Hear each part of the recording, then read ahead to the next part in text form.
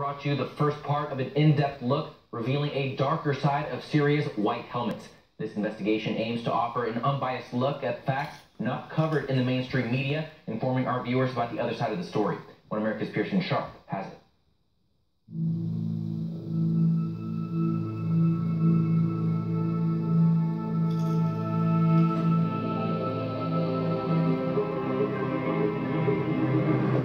Syria's White Helmets, humanitarian saviors or something else?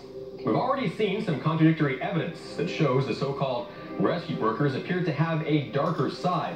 But after seeing their heroics in a documentary they made about themselves, what do the people who were rescued by the White Helmets actually say about them? We only ever see them helping the armed groups when there's an attack. Armed groups are given priority. They mostly help the militants. The hospitals were used to treat the militants. The terrorists would shoot at civilians to prevent them from receiving help from the White Helmets. They killed 6 families trying to escape East Aleppo for medical assistance. They don't help people. They only work when the cameras are on them. When the cameras are gone, they leave. They abandon people under the rubble. They told us to pull the bodies out ourselves. When they came to help the injured, they stole from them. If people were wearing jewelry, they cut it off. All of them are thieves. That's quite a different story. Numerous reports from eyewitnesses say they've seen members of the White Helmets waving guns, standing on top of the bodies of fallen Syrian soldiers. One White Helmets member even admits they aren't there to help just anyone. Finally, we collect the bodies of the Assad forces and throw them in the trash. Accounts are stacking up that the White Helmets are actually allied with Al-Qaeda and al-Nusra fronts, and flags for each of the terror groups were found in the White Helmets headquarters in eastern Aleppo. They claim to be part of Syria's civil defense network, but the real defense network says they've never worked with the White Helmets. Firefighters in Aleppo often respond to attacks in the same areas, but they also say they've never worked together. The firefighters add that while the terror groups frequently shoot at them, the White Helmets are never targeted. Why do the rebels shoot at me and my son and yet leave the White Helmets alone? That's a great question, but maybe this glowing review from Al-Qaeda will give us some clues. A message of thanks and gratitude to the hidden soldiers of our revolution. On top of our list are the parents of the martyrs and the men of the White Helmets. Or even this letter from al-Nusra Front, calling the group the soldiers of the Syrian Revolution. It's signed by every terrorist group linked to Al-Qaeda. But the group still works hard to maintain its polished image, even when there are cracks in their stories. After publishing this video, the White Helmets medics trying to rescue an infant, a group of Swedish doctors came out and said it looked as though the White Helmets had actually killed the child. The Swedish NGO Doctors for Human Rights is accusing the White Helmets of staging a hoax, claiming the procedures might even have been carried out on a dead child simply to film the video. They point out the syringe was used incorrectly, and the medic never injected anything into the child. Analysis shows the care of these apparently qualified doctors does not conform to any medical standards and is actually dangerous for human life. Most cruel of all is that a child is brought in and is pretty much murdered under the camera lights. The child could not move, but he was alive. He then receives an injection near his heart, which experts say would most likely kill him.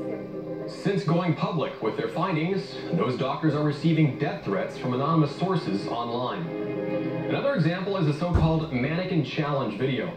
This footage shows rescuers frozen, motionless over an apparently injured man. It was posted by the White Helmets, but after public outrage, it was immediately pulled down. While the group claims it was aimed at raising awareness, it seems eerily similar to their other videos, and when they begin moving, a soundtrack starts playing in the background that was totally silent just seconds before. It may have been a mannequin challenge, but it massively backfired, with skeptics pointing out that many of the group's so-called rescues have been proven fake as well. In a more sinister turn, the group has also been filmed facilitating an execution. Members of al-Nusra Front execute a Syrian rebel, and then the White Helmets immediately rush on camera to apparently save him. It looks great for the camera, but I'm not sure how much help they'll be at this point. Now, we've heard from the White Helmets themselves, and we've heard from the victims. But what about other governments? What do they have to say? Well, the president of Syria, Bashar al-Assad, obviously isn't a fan. have the proof that those videos were fake, like the white helmet, for example. There are Al-Qaeda, there are Nusra Front, who shaved their beard, wore white hats, and appeared as humanitarian heroes, which is not the case. The same people were killing Syrian soldiers, and you have the proof on the internet. Which makes sense, as the White Helmets seem to be working for terrorist groups. Officials in Russia are skeptical about the group as well. We have no doubts that the White Helmets group, which operates in Syria, and of course the rewarding of their work with a Nobel Prize of sorts, an Oscar, this is all part of a large-scale PR campaign. We've also debunked the content of their videos. And what about the group's leader? Raed Salah, the head of the White Helmets, was set to accept an award from Interaction, an alliance of aid agencies in Washington, of April of 2016. But when his plane arrived in Washington, he was told he couldn't enter the U.S. and that his visa was canceled.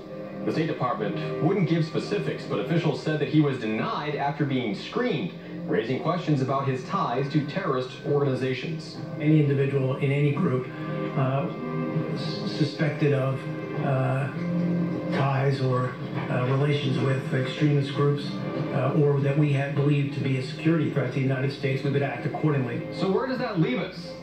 For now, the White Helmets are still operating in Syria. They're working without oversight and without jurisdiction in a conflict zone at the center of a war that's been raging for over 6 years, that now involves not only Syria, but Iran, Saudi Arabia, Russia, Turkey, Germany, France, the United Kingdom, NATO, and the United States. It's not clear what their actual role is or who they're really helping, despite their branding in the mainstream media as the saviors of Syria.